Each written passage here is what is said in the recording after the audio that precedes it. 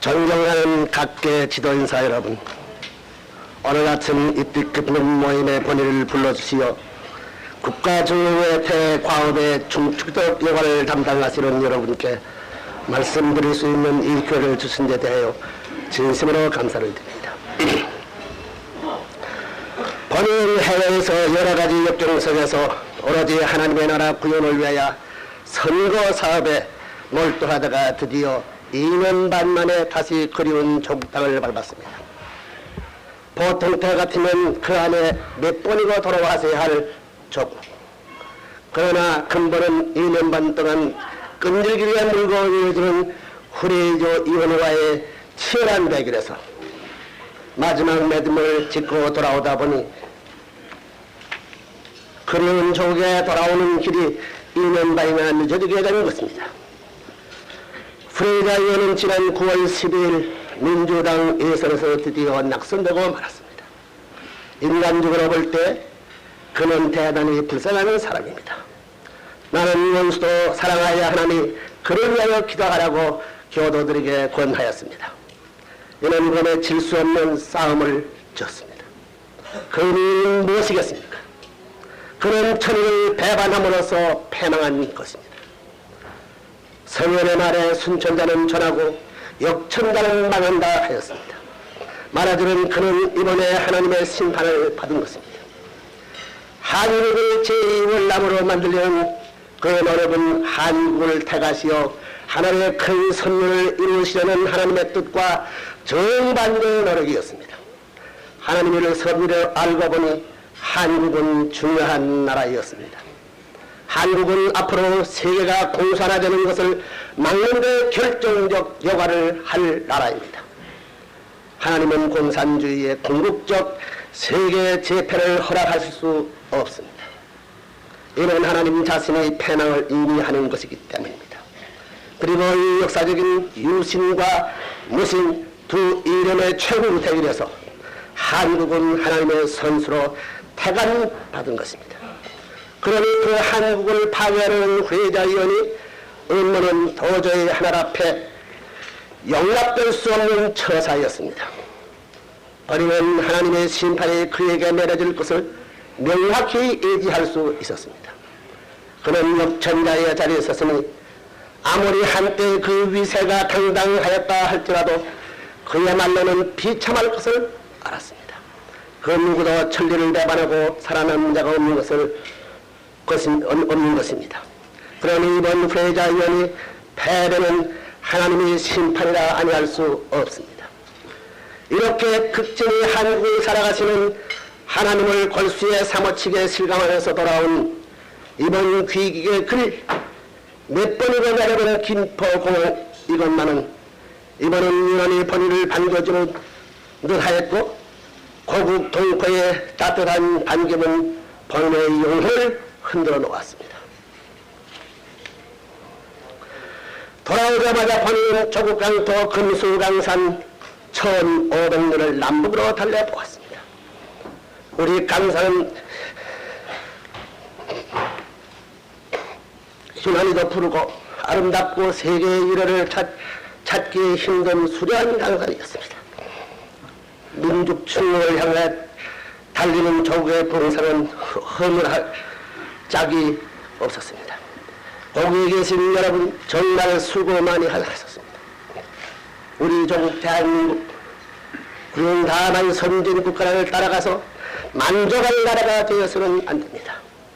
우리 조국 대한민국을 통하여 하나님께서는 위대한 과업을 이루려 하고 계십니다.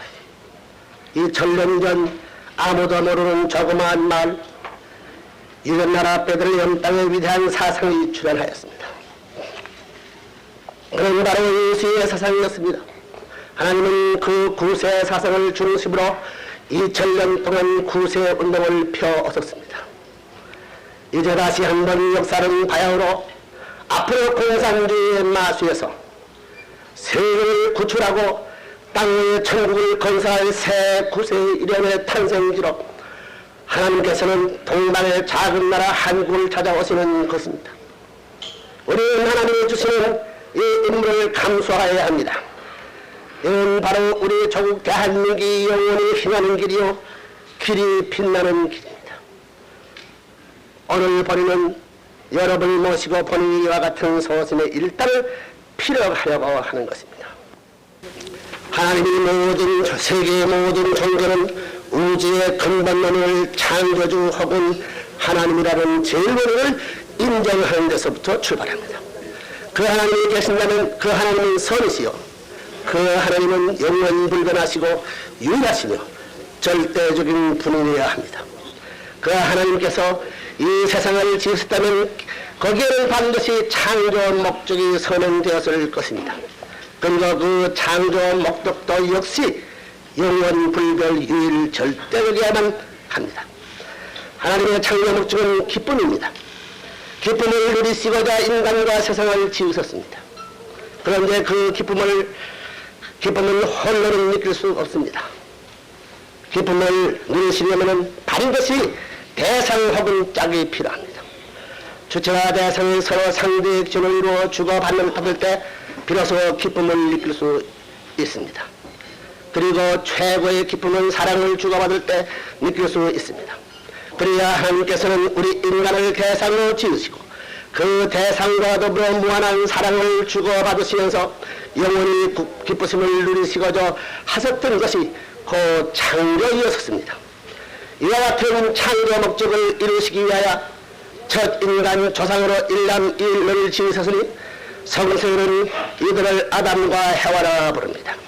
그 아담과 헤와가 하나님이 완전한 기쁨의 대상이 되어 사랑을 주고받으며 선한 자를 번식하였더라면 바로 그 가정이 확대되어 사회가 되고 그 사회가 발전하여 국가가 되며 그 국가는 세계로 발전되어 이 지구는 이 아담적 일적으로 충만하고 이 땅에는 하나님의 선과 사랑을 완성한 기쁨의 세계가 이루어졌을 것입니다. 그 세계를 곧 천국이라 칭하며 그 천국은 분명히 이 지상에 이루어졌을 터이니 이 세계는 그 지상 천국이라 아니할 수 없습니다. 이 지상 천국은 하나님을 중심한 한 가족이요 인류는 모두 한 형제. 거기에는 하나님의 전통, 하나의 전통과 하나의 문화가 있고 이는 분명히 하나의 통일 세계일 수밖에 없습니다. 여기에는 인종차별이 있을 수 없고 언어의 상충이 있을 수 없고 국가의 분열이 있을 수 없고 이념의 대결이 있을 수 없고 사립 상정하는 전쟁이 있을 수 없습니다. 이와 같은 하나님의 이상세계를 들여다보며 오늘날의 현실을 바라볼 때 우리는 오늘 하나님의 이상과는 정반대의 세계에 살고 있음을 통감하게 됩니다. 우리는 우선 우리의 한 몸 안에서 마음과 몸이 분열을 볼 수 있습니다. 오늘의 우리 세계는 분열의 세계입니다. 국가의 분열, 언어의 분열, 문화 전통의 분열, 인정의 분열, 이름의 분열, 사랑의 분열, 이와 같은 분열 속에서 인류 역사는 투쟁과 전쟁의 살육의 연속이었습니다. 이것은 아무리 보아도 천국이라 할 수 없습니다. 그렇습니다. 우리는 지상 지역에 살고 있습니다. 이것은 인간 조상 아담 헤와가 타락했기 때문에 빚어진 결과입니다. 타락했던 날은 하나님을 거역했다는 말이요 하나님으로부터 떨어졌다는 말입니다. 하나님이 임재하실 수 없는 역사가 시작되었고 인류 역사는 이 하나님을 거역한 역사의 연속으로 날에 이르렀습니다. 본인은 앞에서 하나님의 창조 목적이 영원불변일 절대적이라 하셨습니다. 그렇다면 인류 시대의 단역으로 설사 타락세가 이루어졌다 하더라도 하나님의 근본 이름과 뜻이 달라질 수는 없습니다. 하나님은 기어코 초지를 관찰하실 분입니다. 그렇습니다. 하나님은 기어코 하나님 본연의 창조 이상을 이루셔야 합니다. 그러니 인간 타락 이후 하나님이 속수무책으로 계시는 것이 아닙니다. 그리고 인간 타락 이후에 하나님의 뜻은 타락된 인간을 구원하시는 구원의 역사이십니다. 구원이라는 말은 무엇입니까? 병난 사람을 병나기 전 상태로 고쳐주는 것이 구원입니다. 그렇다면 병건의 타락세계를 타락 이전에 번연의 세계로 환원시키려는 것이 곧 구원이십니다. 그러니 구원은 번영으로 돌아가는 것, 곧 복귀인 것입니다. 그러므로 하나님은 곧 이 타락세계를 청산하시고 타락 이전에 하나님이 계획하셨던 번연의 이상세계로 복귀케 하는 역사를 하여 내려오고 계시는 것입니다. 지금부터 2000년 전 하나님께서는 구세주 예수 그리스도를 메시아로 이 땅에 보내주셨습니다. 그를 보내신 목적은 바로 타락 인간의 구원입니다. 그리고 구원은 곧 복귀야 하셨습니다. 메시아가 세상을 구원한다는 말은 바로 이 세상이 천국을 회복하시는다는 말입니다. 그런데 2000년 전 메시아는 분명히 이 땅에 오셨는데 아직은 이 지상에는 천국이 건설되지 못하였습니다. 이것은 중대한 문제입니다. 예수님은 천국이 가까웠나니라 하고 천국 도래를 선언하였지만은 그 천국 도래는 이루어진 흔적이 없고 오히려 예수님은 죄인을 몰로 십자가에 못 박히는 피운을 초래하셨습니다. 이것은 곧 하나님께서 메시아를 보내신 뜻이 2000년 전에 완전히 이루어지지 못하였음을 입증하는 것입니다. 그 이유는 무엇이겠습니까? 그 이유는 이스라엘 선민이 무지와 불신 때문이었습니다. 하나님이 메시아를 보내시기 전 4000년 동안 이스라엘 선민을 모아 역사하여 오신 것은 메시아가 오실 때 그 메시아를 마저 하나님의 뜻을 이루어 달라는 의도였습니다. 그러나 이스라엘 선민들은 막상 메시아가 왔을 때 하나님의 뜻을 정확하게 알지를 못하였습니다. 그들은 메시아가 오면 로마의 학종하에 있는 자기의 원수를 갚아주고 힘으로 로마를 정복하여 이락 선민 이스라엘의 군왕의 권세로 세계에 군림할 것을 꿈꾸었습니다. 그들이 바라는 메시아는 권력의 메시아, 무력의 메시아였습니다. 그러나 메시아의 천국 이름은 무력으로 이루어지는 것이 아닙니다. 하나님이 천국 이름은 진리와 사랑으로 이루어진 것입니다.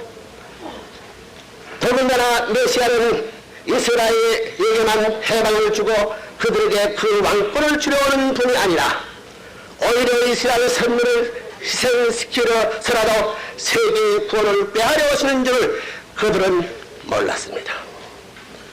정치적인 승리와 이기적인 권세 쟁탈을 꿈꾸던 이스라엘 민족 앞에 비친 맨발을 벗고 초라하고 무력한 예수의 모습은 메시아로서는 낙제생이었습니다. 이스라엘 선민은 드디어 모셔야 할 메시아를 도리어 십자가에 못 박고 말았으니 이는 하나님에게 있어 더 없는 비극이요 인류에 있어 더 없는 불행이요 하나님의 천국 실현의 뜻은 그 시점에서 이루어지지 못하였고 미래의 어느 시점에 가서 메시아를 지상에 보내지 아니할 수 없는 파국을 초래했다 하겠습니다. 하나님께서 메시아 곧 구세주를 다시 보내시는 날을 우리는 재림의 날이라 부릅니다. 하나님의 뜻은 예수님 때 완결을 보지 못하고 다시 재림의 날까지 연장되어 내려왔습니다. 예수님께서 십자가에 못 박히는 그날부터 하나님은 그 재림의 날을 준비하시기에 여념이 없었습니다. 그런데로부터 역사는 약 2000년이 흘러갔습니다. 그리고 지금은 바요로 말소라 부르짖는 소리가 높아가며 메시아의 재림을 기다리는 소리는 사회에 충만하고 있습니다. 그렇다면 하나님은 지난 2000년 동안 어떤 역사를 이루었으며 또 새 역사의 실마리는 어떻게 풀릴 것인가? 하나님께서 제2 메시아를 보내시기에 앞서 먼저 하실 일은 또 하나의 선문을 이룩하시는 것입니다. 기초가 없이 집을 지을 수 없는 것과 마찬가지로 선민이라는 기반이 없이 메시아를 보내실 수는 없습니다. 그러기에 예수 그리스도의 강림에 앞서 하나님은 이스라엘이라는 선민을 마련하신 것입니다.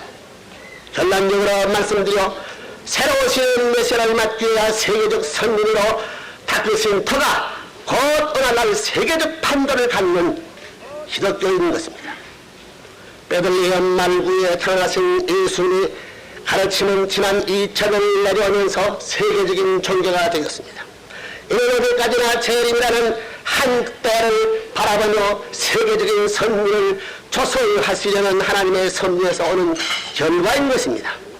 오늘날 기독교의 사명은 하나님이 메시아를 다시 보내실 때 그 메시아를 환영하여 모시는 일입니다. 2000년 전 이스라엘 선민들과 같이 절대로 그를 다시 십자가에 못 박아서는 안 되는 것입니다. 오늘날 기독교는 영신으로의 제2 이스라엘의 자리에 섰습니다. 그뿐 아니라 하나님께서는 메시아를 다시 보내시기 전에 반드시 성취하여야 할 두 가지 중요한 숙제가 있었습니다. 그 하나는 고도의 물질 문명의 발달입니다. 하나님의 뜻이 이루어진다는 말은 곧 지상 천국이 이루어진다는 말인데, 그것은 영적 천국만을 의미하는 것이 아니라 육적 천국 또는 물질적 낙원도 의미하는 것입니다. 그러니 메시아의 강림과 더불어 성취할 고도의 정신 문명을 담을 수 있는 그릇, 말하자면 고도의 물질 문명의 세계를 준비하실 필요가 있습니다. 나아가 하나님의 이상에서는 세계가 한 나라이니 그 세계가 과학의 발달로 말미암아 교통과 통신수단이 고도로 발달하며 온 인류가 일 생활권 안에서 산다고 하는 것은 지상천국 건설에 있어서 지극히 중요한 요소입니다. 이는 통일 세계 문화 창조에 필요 불가결한 조건입니다. 그러므로 영국에서 일어난 산업혁명을 시발점으로 하여 불과 지난 수세기 동안에 고도의 물질 문명을 이룩하신 것은 하나님의 마스터 플랜 속에 계획된 것입니다. 최근 아폴로 11호의 달 착륙을 온 세계 인류가 동시에 텔레비전을 통하여 바라볼 수 있다는 이 자체가 오늘 인류는 공동 생활권 안에 살고 있으며 하나님의 때가 가까이 와 있음을 의미하는 것입니다. 하나님께서 준비하실 또 하나의 이런 메시아가 강림하실 수 있는 환경을 조성해야 한다는 것입니다. 이것은 무슨 말입니까? 그것은 함부로 사람을 잡아 죽일 수 없는 법치 제도의 창건입니다. 예수님의 시대만 하더라도 사람 목숨은 권력자 앞에 파리 목숨과 같았습니다. 예수님께서는 위정자나 권력자들이 원한다면 언제나 파리 잡듯 잡아 죽임을 당하는 무법천지의 제도하에서 태어났습니다. 근본적인 인간 혁명을 부르짖는 혁신적 예수의 말씀이 그 사회제도 밑에서 용납될 수가 없었습니다. 예수님께서 십자가에 못 박히게 된 것은 당시의 제도하에서는 피치 못할 사정이었다 하겠습니다. 이 잘 아시는 하나님께서는 메시아가 다시 오시는 재림 시에 무엇보다도 필요한 것은 사람을 함부로 잡아 죽일 수 없는 정치 제도인 것을 아십니다. 이를 위하여 2000년 동안 땀 흘려 준비하신 제도가 곧 오늘날의 민주주의입니다. 민주주의는 인권을 존중하는 제도입니다. 민주주의는 소수파도 대수파 속에 끼어 살아남을 수 있는 제도입니다. 민주주의는 곧 자유를 보장하는 제도입니다. 그 자유가 곧 언론의 자유요, 종교의 자유요, 결사의 자유요, 출판의 자유요, 집회의 자유입니다. 그 민주주의의 대표라 할 수 있는 미국의 헌법을 보면 자유 가운데 가장 절대적인 자유가 종교의 자유이며, 미국 의회와 정부는 종교를 규제할 수 있는 어떠한 법도 만들 수 없게 되어 있습니다. 이 제도는 곧 하나님이 아들이 다시 나타나시어 혁명적인 포교를 하신다 할지라도 그가 다시 십자가에 달리지 아니하고 살아남을 수 있는 제도입니다. 이는 하나님께서 재림의 한날을 위하여 애써 준비하신 제도인 것입니다. 그러므로 비근한 예를 들어 혁명적인 새 진리를 전파하는 통일교회가 미국에서 설사 그들이 비에 다소 거슬린다 할지라도 오늘 오늘날 미국이 갖는 법과 제대로서는 이를 십자가에 못 박을 수 있는 길이 없는 것입니다. 그리고 막상 재림의 때가 가까워오면 하나님께서는 제2 이스라엘이 세계적 판도 속에 하나님의 중심되는 기독교 국가를 택하실 필요가 있게 됩니다. 이것은 무슨 말입니까? 하나님이 이루시려는 궁극의 지상 천국의 이름은 이 땅에 실제로 이루어지는 이론으로 어떠한 중심점에서부터 출발하여 점차 세계로 파급되어야 합니다. 말하자면 포도리 될 수 있는 국가가 있어야 한다는 말입니다. 그리고 더 말할 나위도 없이 말세의 그 중심적인 하나님의 섭리를 감당할 수 있는 나라로서 오래전부터 예정하시고 그 예정에 따라 태감받은 나라가 곧 미국인 것입니다. 이제 잠시 저 미국의 국가 형성 과정을 살펴보기로 하겠습니다. 미국은 저렇게 엄청난 대륙에서도 최근 1500년대까지 발견되지도 않은 채 방치되어 있었던 대륙입니다. 이것은 그날에 하나님께서 특별히 쓰시려고 몰래 감추어둔 것이라 해석할 수 있습니다. 또 미국은 그 국가 형성의 이민으로부터 되어진 나라입니다. 말하자면 미국은 주인이 없는 나라였습니다. 원주민인 인디안이 있었지만 인디안은 주인 노릇을 못했습니다. 결국 주인이 없다는 말은 하나님이 주인이라는 말입니다. 그러니 하나님이 뽑으시는 특별한 사람들만이 가서 살게 된 나라입니다. 구라파 대학에서 미국을 신천지라 불렀고 최초로 이거 신천지의 소망을 품고 이민한 사람들은 곧 신앙의 자유를 찾아 하나님을 모시려 온 사람들이었습니다. 그 시대의 학경 밑에서 완전히 소망을 잃고 설사 태서양바다의 생명을 잃어버리는 한이 있다 할지라도 오직 하나님을 내 마음껏 섬길 수 있는 곳에 가자고 비장하게 출발하여 미 흘러가는 조그만 범선을 타고 57일간의 어려운 항해 끝에 미국 뉴잉글랜드 지방에 상륙한 것이 곧 미국의 조상 필그림 파다들이었습니다. 그들은 항해 도중에 많은 희생자를 냈고 상륙에서 첫 겨울을 지나는데 또 절반이 희생되었습니다. 그들은 하나님과 신앙을 생명보다 더 귀중하게 여긴 사람들입니다. 이들이 곧 미국이 수상이 되고 이들의 정신이 미국이 건국 정신이 되었다는 것을 절대로 우연한 일이라 할 수 없는 것입니다.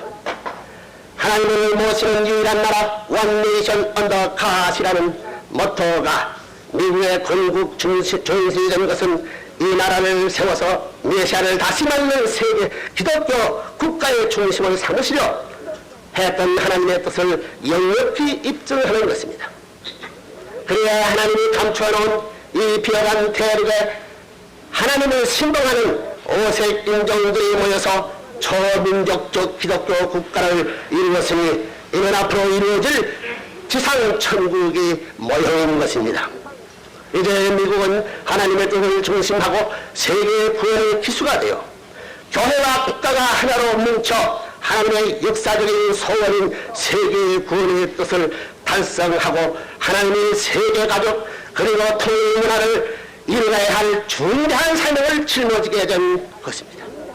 또 말세에 일어나는 인류 역사 최고의 악한 세력 공산주의에 대비하기 위하여서 하나님은 불과 200년 동안의 이 황무지에서 태어난 신생 국가 미국을 세계 최강 국가로 만드신 것입니다.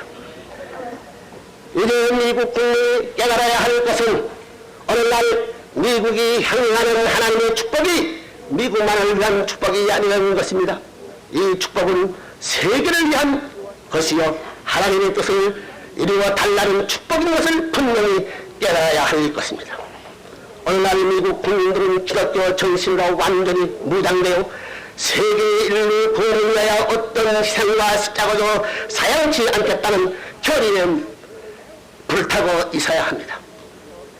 그리고 하나님 앞에 있어서 미국이 지니는 가장 중차대한 사명은 공산주의의 마수로부터 자유생활을 보호하고 궁극에 가서는 공산주의마저 해방시킬 수 있는 원동력이 돼야 한다는 것입니다. 그런데 그 미국은 지난 1945년 제2차 대전의 승리로부터 오늘에 이르기까지 하나님의 본연의 뜻을 이탈해가는 불길한 징후가 보이고 있으니 이는 심히 두려운 일이라 아니할 수 없습니다. 본인은 미국을 사랑하기 때문에 이 말을 합니다. 다음 이야기는 미국의 국회의원들이 모인 강연회에서 한 말입니다. 누군가가 미국을 깨우쳐야 하기 때문에 이 말을 했습니다. 첫째, 두 차례의 세계대전의 승리로 이끄신 것은 하나님이시요 또 미국으로 하여금 세계 국가형 유엔을 편성케 하신 것도 하나님의 뜻이었습니다. 하나님의 뜻에서 보면 본래 유엔은 기독교 정신을 중심 삼은 세계 국가들이 결석하는 번영이 되어야 할 것이었습니다.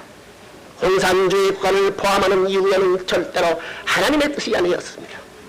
그리고 미국은 성전루 전후 처리를 잘못했습니다. 2차 대전에 승리한 연합국과 패전한 동맹 국가들이 통치했던 나라들까지 올바로 보호할 것으로 관리할 책임이 미국에 있었습니다. 만일 미국이 하나님의 뜻을 똑바로 알았더라면 사탄 편국가인 소련을 당당히 제압하고 세계 만당의 자유국가들을 모아 민주 세계로 결석시키고 하나님의 뜻 가운데서 전 세계를 복귀할 수 있는 좋은 기회였습니다. 그러나 미국은 당시 아시아 제국과 동구 위성 국가들을 공산 측에 내어주었고 한국과 독일을 양단시키는 비극을 초래케 하였습니다. 2차 대전의 승리는 하나님께서 자유세계의 판도를 넓히고 공산주의를 제압하시고도 축복하신 것이었으나 결과적으로 미국은 젊은이들의 피해 희생을 헛되이 만들고 하나님을 부정하는 철천지 원수 공산세계를 이롭게 했을 뿐입니다. 젊은이들의 원한과 피해 호소는 아직도 그치지 않고 있는 것을 알아야 할 것입니다. 더구나 미국은 자유 진영을 수호해야 할 성직에서 후퇴함으로써 월남같이 미국이 보호 밑에 있던 나라들을 하루아침에 공산권에 제물로 내어주고 말았습니다. 이와 말미암아 미국이 국제위세는 땅에 떨어지고 원성의 소리는 날로 높아갑니다. 오늘날 유엔은 그 본연의 기능을 상실한 채 공산 국가들의 선전의 무대가 되어 있습니다. 그뿐이겠습니까? 미국에는 여러 가지 심상치 않은 일들이 날로 더해가고 있습니다. 흑백 인종 문제가 바로 그것이요. 젊은이들은 썩썩히는 마약 문제가 그것입니다. 청소년 윤락과 가정 파탄, 날로 격증하는 폭력병 등 그 어느 하나도 심각하지 않은 것이 없습니다. 그 중에서 침투해 들어오는 공산주의의 문제는 가장 치명적인 파도입니다. 지극히 개인적인 인생관과 가치관으로 육적 향락에 뛰는 미국의 현 사회, 이달에 가다가는 하나님은 분명히 떠나실 것이요 미국은 하나님의 소원과 소망과 그 계획을 실패로 이룩할 것이 명확하나 합니다. 이 시점에서 하나님은 어찌 하실 것입니까? 하나님께서는 미국의 현실을 여실히 보고 계십니다. 이렇게 보는 미국이 이렇게 될 것을 예상하셨다 해도 과언이 아니십니다. 물질 문명을 중심으로 하는 서구 문명은 오늘날 미국과 같은 사태를 야기하는 것이 필연적 결과이라고도 할 수 있습니다. 물질 문명은 어디까지나 몸이요 마음은 아닙니다. 오늘의 미국이 하나님이 만드신 몸이라면 이 몸을 담았을 마음은 원래 동양에서 일으킬 것을 계획하신 하나님이십니다. 그리고 동양의 마음과 서양의 몸이 하나여 하나가 될 때 바로 우리 세계는 온전한 사람의 구실을 다할 수 있도록 설계하셨습니다. 지금 서구 문명은 일대 마음혁명 혹은 정신혁명을 기다리고 있습니다. 그러나 이 정신혁명은 서구 사회에서는 기대할 수 없는 입장입니다. 이는 반드시 동양에서 일어나야만 합니다. 여기에서 잠깐 영국의 서각 아놀드 토인비 박사의 예언을 살펴보기로 하겠습니다. 그는 유명한 역사가인 농시의 철학자입니다. 그의 추천한 역사관은 너무도 예리하게 미래를 꿰뚫어 내다보기 때문에 그는 역사의 영역을 벗어나 하나의 예언가로 추앙받았던 사람입니다. 토인비 박사는 과연 놀라운 예언을 했습니다. 기독교를 중심으로 하는 서구문명은 지금 그 미래를 망해 직전에 다다랐다. 이렇게 서구문명이 몰락을 예언한 것입니다. 그리고 그는 또 다음과 같이 말하였습니다. 역사의 목적은 문명의 발전에 있는 것이 아니라 문명의 흥망을 실은 고등 종교의 출현을 위한 수단이었다고. 바꾸어 말해본다면 토인비 박사는 역사의 흐름에 있어 그 목적이 문명을 발달시키는 데 있는 것이 아니라 문명은 어디까지나 수단이요 오히려 종교의 진보 발전만이 역사의 참된 목적이라는 것입니다. 그리고 그는 몰락하는 서구 문명을 구출하는 새로운 고등종교는 동양에서 기도해야 된다고 했습니다. 빛은 동방에서, 이 말은 토인비 박사의 유명한 예언입니다. 이 아침에 보는 혁명적인 발현이 될지도 모르겠지만 토인비 박사의 말하는 그 빛, 세계를 살릴 수 있는 새 종교의 이름은 한국에서 출현할 것이라고 주저없이 선언하는 바입니다. 아니 그 정신혁명의 봉화는 이미 한국에서 들려 세계를 향하여 이글이글 타오르고 있습니다. 이미 서구 문명 속에 비화되어 초국가, 초민족적인 차원에서 수천, 수만, 수십만의 젊은이들의 가슴에 불을 붙였습니다. 그들에게는 새 가치관과 새 인생관이 들여박혔습니다. 철저한 도덕혁명은 일어나고 있습니다.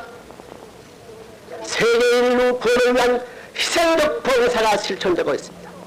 그 정신혁명의 보호가 바로 통일교의 운동인 것입니다.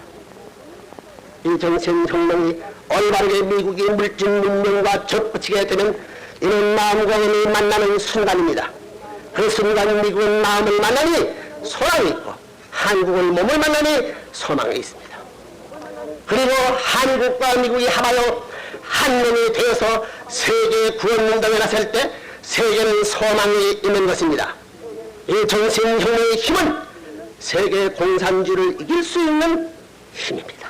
이 정신혁명의 충격이 얼마나 컸다 하는 것을 다음과 같은 신뢰를 들어 말씀드리겠습니다. 미국에서 많은 무리를 일으킨 본인은 본인에 대하여 그 비난의 초점이 미국의 젊은이들을 세뇌한다는 것이었습니다. 우리의 정신운동의 충격이 얼마나 컸으면 똑똑한 미국 사람들이 본인에게 자기네들을 세뇌한다고 말했겠습니까? 본인은 1970년 12월 18일 미 하원 의원들 앞에 강연을 할 때 이렇게 말했습니다. 현명하신 의원 여러분에게 한마디 물어봅시다. 미국 사람들이 한국에서 온 이 사람 언제나 통역을 두고 설교하는 이 레브런 문에게 세례를 당할 만치 어리석은 사람들입니다. 허니 이 말에 의원들은 명답을 들었다 하였습니다. 미국 통일교 안에 몰래 침투한 한 신문기자는 통일교의 선반 구석구석을 뒤져 레브런문이 세뇌 공작에 쓰는 약병을 찾기에 혈안이 되었다 합니다. 무슨 약을 먹여 세뇌하는 줄 안 모양입니다. 그러다가 우리 일화인 3차 병을 찾아냈습니다. 옳다 이것이다 하고 가지고 가서는 아무리 먹어봐도 어떠한 정신적인 변화는 일어나지 않고 기분만 좋았더라는 것입니다. 미국 청년들은 내가 가지고 간 무슨 약을 먹고 세뇌되는 것이 아니라 하나님께서 나에게 주신 말씀을 듣고 인격혁명이 일어나는 것입니다. 그렇습니다. 하나님께서 한국 땅을 통하여 내리신 새 말씀은 한 번 듣기만 하면 인격혁명이 일어납니다. 극히 이기주의적 미국 사람이 세계를 위하여 희생하겠다고 나섭니다. 마약의 노예에서 해방됩니다. 음란했던 과거에서 해방됩니다. 부모에게는 효도, 나라에게는 충성, 하나님에게는 생명을 바쳐가며 봉사하려는 거룩한 인격자가 되어갑니다. 더군다나 그들이 공산주의를 하나님의 원수로 인정하고 공산주의와 싸우려는 신념이 이 세상의 그 어떠한 신념보다 강하게 타오르게 됩니다. 어찌하여 하나님께서 세상을 구원하시려는 마지막 이념을 우리 조국 대한민국을 통하여 나타내는 것입니까? 한국은 무슨 자격이 있었기 때문에 끝나라 이와 같은 태움을 받은 나라가 되었겠습니까? 한마디로 말해서 한민족은 하나님의 사정을 알아들을 수 있는 민족이기 때문입니다. 역사상에 하나님은 기쁘신 분이 아니라 슬픔의 재앙이심을 아는 자가 없었습니다. 하나님은 창세기부터 자식을 잃은 부모였습니다. 아무리 재앙이라 할지라도 자식을 잃은 부모는 비참하고 불쌍합니다. 역사 가운데 계시는 하나님은 불쌍한 아버지였습니다. 이 불쌍한 아버지에게 있어서 최대의 효자는 그 아버지의 아픔을 슬픔을 대신하는 아들입니다. 한민족이 바로 그런 위치에서 태간받은 것입니다. 한국의 5천년 역사는 공안과 시련의 역사였습니다.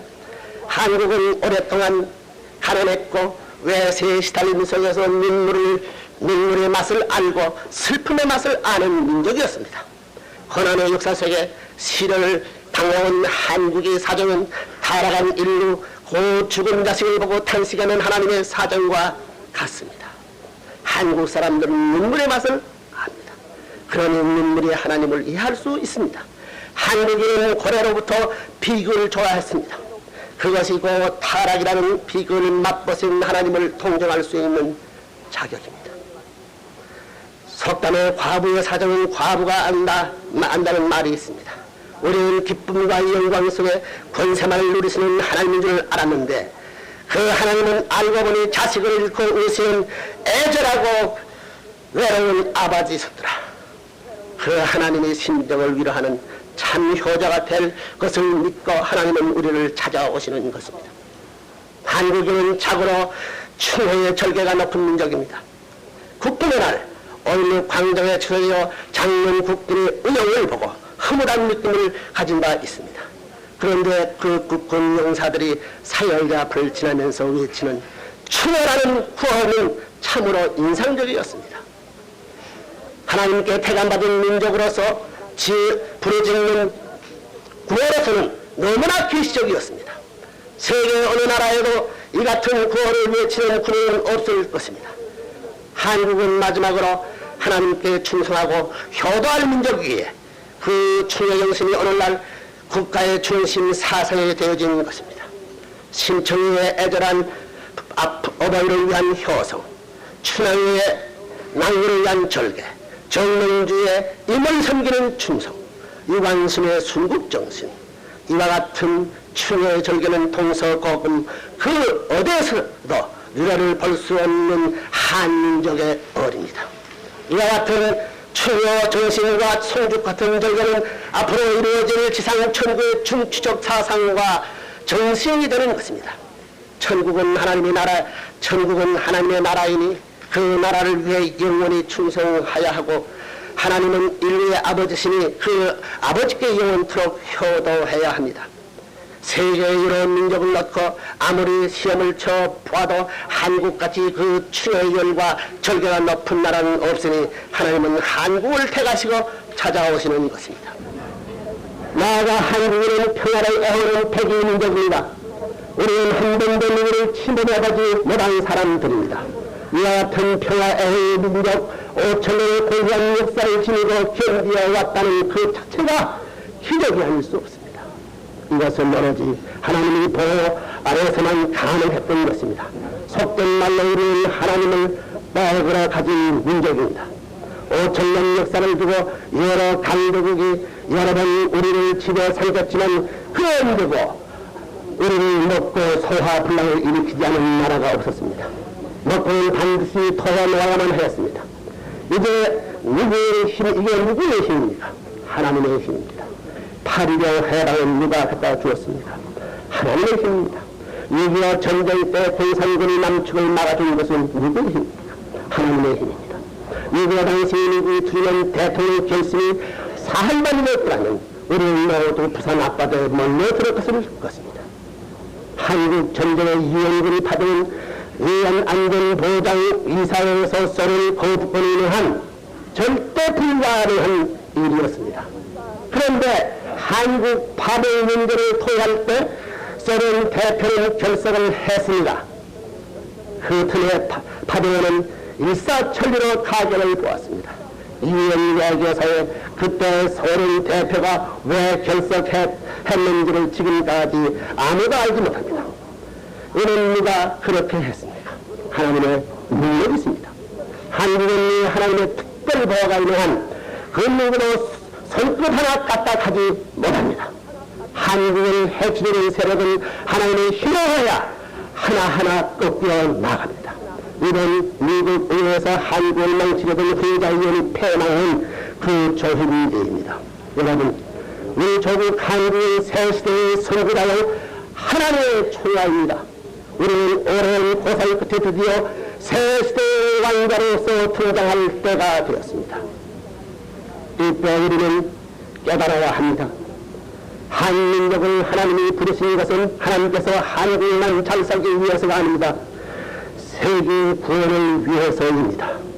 한국은 세계 구원 역사를 위하여 소명받은 나라임을 깨달아야 합니다. 우리는 하나님께 부름을 받았으니 하나님의 세계 구원 역사를 위하여 누구보다도 제일 먼저 자신을 희생시킬 수 있는 사랑의 왕자가 되어야만 합니다. 이 하나님의 뜻을 위해 죽는 것은 곧 사는 것이요 고생하는 것은 곧 영광의 자리에 오르는 길입니다. 예수께서 나를 위하여 죽는다, 죽고자 하는 자는 살고 살고자 하는 자는 죽는다 한 뜻이 바로 이것이었습니다. 한국의 새 마을 운동은 역사에 빛나는 민족의 자립 경생의 큰자탑입니다. 이는 단군민의 그 일을 보지 못했던 과거의 세계 오늘한 역사에도 이에 필적할 만한 기록이 없습니다. 우리나라의 공업 발전은 전후 일본이나 독일의 부흥이 따르지 못하는 기록입니다. 더군다나 이와 같은 급속도의 성장이 호시탐 참남침을 내리는 북대 기물을 눈앞에 놓고 이루어졌다는 데 큰 의미가 있는 것입니다. 미국 사람들은 본인을 보고 박정희 대통령과 무슨 밀접한 관계가 있다고 뒤집어 씌우려 하지만 이것은 가소로운 일입니다. 본인 박 대통령을 한 번도 만나보지 않은 사람입니다. 그러나 잘하는 일을 보고 잘한다 말하지 못한다면 이는 의의 도리가 아닙니다. 박 대통령은 이 중요한 시기에 하나님이 내신 지도자라고 본인은 확신합니다. 이분이 아니든들 우리 조국의 부흥은 고사하고 김일성의 조카 야욕으로부터 견디기조차 어려웠으리라 본인은 생각합니다. 그런데 하나님이 이 역사적인 시점에 이와 같은 지도자를 내시어 우리 조국을 급속도로 부흥케 하시는 이유가 있습니다. 이제 한국은 새 정신문화의 발상지가 되어 세계를 지도하고 세계에 위대할 때가 되었으니 그 한국이 이제 더 이상 고난 속에 구차스럽게 쪼들리시면 안 되기 때문입니다. 말하자면 하나님께서 한국을 이제 정권 특명 대사를 세계에 내보내시는데 그 대사를 남루한 걸레옷을 입혀 나가게 할 수 없습니다. 이력으로 성장시켜 세계 앞에 나서게 하려는 것이 하나님의 뜻입니다. 한국 명실공히 세계 지도상을 갖추어야 합니다. 이제 한국은 어느 나라 보나 세계 여러 나라의 모범이 되고 부러움의 대상이 되고 그들의 존경을 받을 수 있어야 합니다. 그런데 한국의 새마을 운동은 우리도 한번 잘 살아보자 하는 데서 끝쳐서는 안 됩니다. 한국의 새마을 운동은 세계를 잘 살게 하는 운동으로 승화되어야 합니다. 그러한 새마을 운동이 새마을 운동으로 전진하는 것은 너무나 하나님의 뜻에 맞는 일입니다. 새마을 운동이 내 몸을 잘 살게 하는 운동이라는 새마을 운동은 내 영혼을 잘 살게 하는 운동이기 때문입니다. 그리고 이 새마을 운동은 충효 정신을 주로 하였으니 이 새마을 운동이 세계로 뻗어나갈 때 세계는 우리로부터 참다운 충효 정신을 배울 것입니다. 그런데 이 새마을 운동도 한 번 더 전진해야 합니다. 그리고 우리가 궁극에 본 운동은 새 사랑 운동입니다. 새 사랑 운동은 하나님을 아버지로 사랑하고 내 이웃을 내 몸같이 사랑하는 운동입니다. 새 사랑을 그치는 희생입니다. 하나님과 세계와 나라와 동포를 위하여 희생할 줄 아는 운동으로 승화되어야 합니다. 그리스도의 궁극의 가르침이 바로 이것이었습니다. 그리고 기독교 역사는 바로 이 새 사랑 운동을 하는 데서 항상 실패하였습니다. 자기만을 살고 자기만을 위하려는 운동은 반드시 망합니다. 나를 죽여서 남을 살리게 하는 운동만이 영원히 남습니다. 이스라엘 선지자들이 바로 이러한 깨달음이 없었기 때문에 예수 그리스도를 십자가에 못 박았습니다. 기독교의 전성시기를 향한 로마가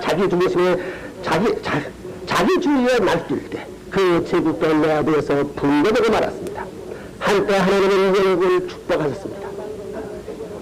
그 당시 영국은 우리의 해질 날이 없다고 하루만치 그 위세는 온 세계에 펼쳤습니다. 그러나 그들이 하나님이 참 축복의 뜻을 잊어버리고 세계 식민지 정책이 자기 중심이 되었을 때 영국의 쇠퇴는 강을 나갈 것 같았습니다. 그들도 새 사랑 운동을 못한 데서 쇠퇴한 것입니다. 오늘날 미국도 로마 제국에 부럽지 않고 권세와 축복을 누리고 있습니다. 그들도 2000년 동안 새 마음 운동도 잘했고 새 마음 운동도 잘했고 사회 마음 운동도 잘했습니다. 그런데 마지막 날의 세계를 위하여 희생하는 이 새 사랑 운동을 못하면 미국의 앞날은 암담할 것입니다. 한국도 이 하나님의 원리를 벗어나지 못합니다. 우리가 궁극적으로 나아가야 할 길은 새 사랑 운동입니다. 나를 희생하고 내 나라를 희생해서라도 저 공산주의를 막고 세계를 잘 살게 만들가지고 하는 희생적인 사랑에 불타지 않는 한 우리도 역시 한 번 잘 따라보고는 지금 선진국들이 망해가는 그 함정에 같이 떨어지게 될 것입니다. 통일교회는 지금 그 새사랑 운동을 5대양 대륙 120여 개 국가에서 떨치고 있는 것입니다. 그리고 이 운동은 하나님이 같이 하시는 운동이 될 것입니다. 이 운동으로 명실공히 오색 인정의 한 형제가 되는 이상의 실천되어 나아가고 있습니다. 그리고 통일교회가 이끄는 새 사랑운동이 본 고향은 우리 조국 대한민국인 것입니다. 나의 사랑하는 조국이 옆인 나라 내 드디어 하나님의 소명을 받았도다. 세계를 살리는 새 사랑운동의 번향이 되었도다. 이것이 오늘 아침 여러분에게 드리는 봉인의 증언의 전부입니다. 우리 한민족의 급선무는 자각입니다. 깨닫는 것입니다. 우리는 깨달아야 합니다. 우리가 하나님께 부름 받았음을 깨달아야 합니다. 우리가 선민됨을 깨달아야 합니다. 나 잘 살기 위한 선민이 아니라 세계를 잘 살게 만드는 선민임을 깨달아야 합니다. 이 사명을 깨닫고 한데 뭉쳐 이 일을 실천할 때 하나님의 축복은 영원히 우리 조국과 같이 하시고 우리는 하나님의 왕자된 자리에서 새 시대의 선구자가 되며 조국의 영원은 영영무궁할 것입니다. 끝으로 여러분의 가정과 사회생활에 그리고 대한민국과 지도자 여러분께 만복이 깃드시기를 빌면서 오늘 아침 말씀을 끝내겠습니다. 감사합니다.